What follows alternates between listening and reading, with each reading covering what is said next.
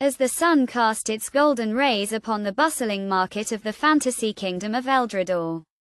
The air was alive with the cacophony of merchants hawking their wares and the murmur of haggling customers. Amidst the chaos, a lone figure stood out, a historian, cloaked in the shadows of a nearby alleyway, his eyes fixed intently on a group of robed figures gathered near the city's ancient fountain.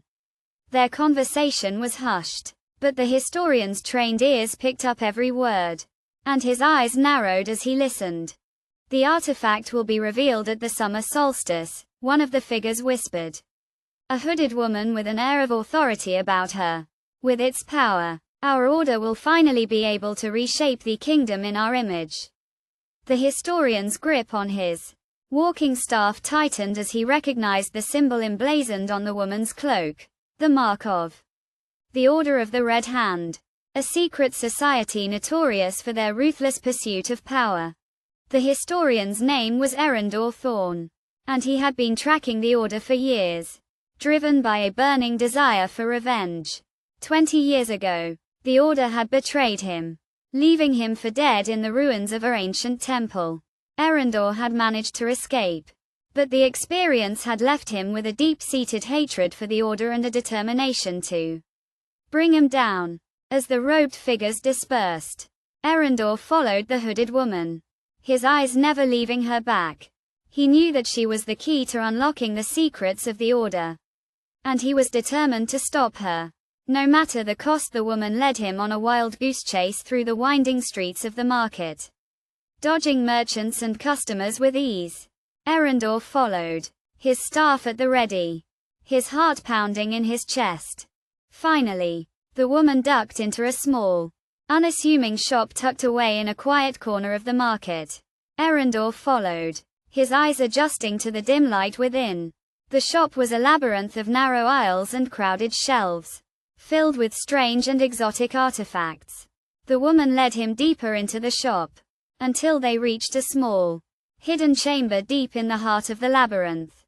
Inside the chamber, Eryndor found himself face to face with the leader of the Order, a tall, imposing figure with eyes that seemed to bore into his very soul. The leader sneered at Eryndor, his voice dripping with contempt. "So, the historian has finally caught up with us," he spat. "I must say, I'm impressed. You're just in time to witness the unveiling of our latest acquisition, the fabled artifact of the Ancient Ones." As the leader raised his hands, the air in the chamber seemed to charged with an electric tension.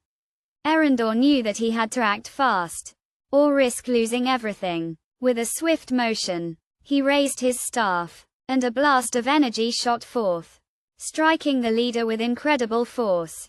The leader stumbled back, his eyes wide with shock, as Eryndor advanced, his staff at the ready.